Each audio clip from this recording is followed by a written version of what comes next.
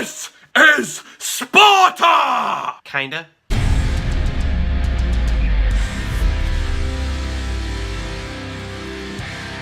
"300 Rise of an Empire," released in 2014 and is directed by Noam Murrow, who has directed Smart People.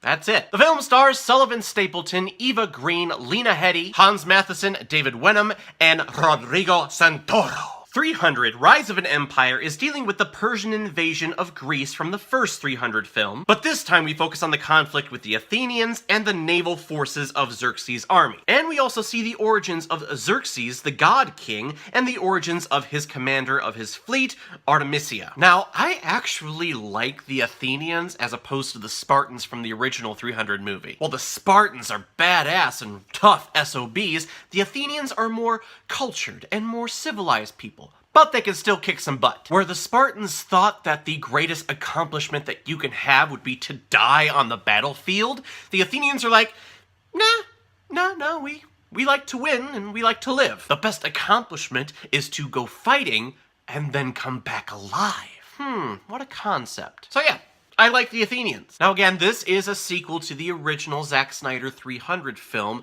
and this movie does follow a lot of the same beats that movie did. We have the leader of the Athenians, he has like 2 high-ranking generals that he confides in, and then one of those generals has a kid that comes along on these battles. Basically the same stuff as before. But really the major difference with this film, and the standout of it, is Eva Green. I love her in this movie. She plays the major villain, but she's very relatable. You see the pain and the hardships that she had to endure to become the commander of the Persian army, and boy, does she go through some stuff. And I love her method of inspiring her lieutenants and her captains. Basically, if you don't destroy the Athenian navy today, you're dead and you get to take his place. And just goes to the next one, and to the next one, and to the next one.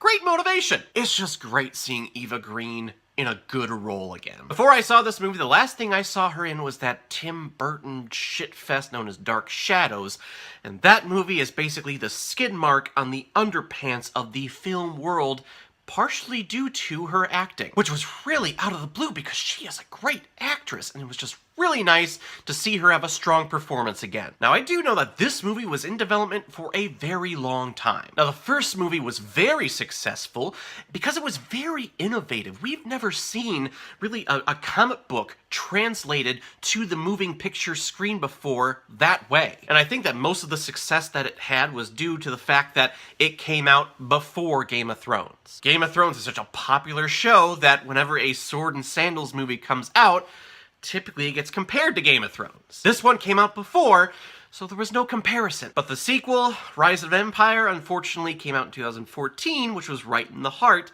of the Game of Thrones era, which I think is really unfair to compare any Sword and Sandals movie that comes out nowadays and compare it to Game of Thrones, but unfortunately that's the world that we live in, and I found myself watching it for the first time, found myself kind of comparing it to it. I think that this movie is a fine Sword and Sandals film, but again, just Game of Thrones era. Now, I know that this movie was in development for a very long time, and I know that the working title of it was called Xerxes, Rise of an Empire. The original idea was to focus entirely on Xerxes and how he became the god king and how the Persian army became such a massive force, which they do in this movie, but I mean, at max, it's only about 15 minutes. That's it. And I feel that if this movie would have just expanded on that and stayed focused on the Xerxes character, this movie probably would have been a lot better. But instead, they condense it down to 15 minutes, and then they just try to redo the first 300 just with the Athenians. A lot of the plot of this movie is based and relying on what the 300 Spartans did in the first film. We have our core group of characters, and then all of a sudden we get a flashback. Ooh, this is what Leonidas and the 300 Spartans are doing. Because remember, you liked that, so like this. And I just think that is a very lazy way to make a sequel. Yes, sequels need to fit into the universe that the first installments established. But the sequel should be its own movie. And once we get past the Xerxes origin, this movie just feels like a cash grab. Hey, remember the first movie? Well, it's the same thing, just with different people. Well, not all different people, because we have David Wenham and Lena Headey back reprising their roles. Speaking of comparing this to Game of Thrones, and she loves to tell her stories. Seriously, all the Greeks love telling their stories. They can't just say, yep, she's the commander of the Persian Navy, and yep, she's a badass. No, we have to go into the whole backstory of when she was born, and how she grew up, and how she became the leader. And if that was just nowadays, I'd be like, dude, just skip to the good parts. I don't care. But Athens is kind of where the whole storytelling theater world began, so you kind of have to expect it. Now, the production design of this movie is very similar to the first one. We get the slow motion and then speed up fight choreography, and then we have the big backlighting, comic booky graphic novel cinematography that the first movie is widely known for. But I do like this movie's color palette as opposed to the first one. In this one, we get a bunch of blues and grays as opposed to the first one that had a lot of golds and yellows and earthy tones. And I like the blues and grays. It gives it more of a realistic tone and more grittiness. But the biggest difference from this movie to the first one in their fight scenes is the blood. Holy crap. If this was real blood, I probably would have hurled. But it's clearly CGI blood.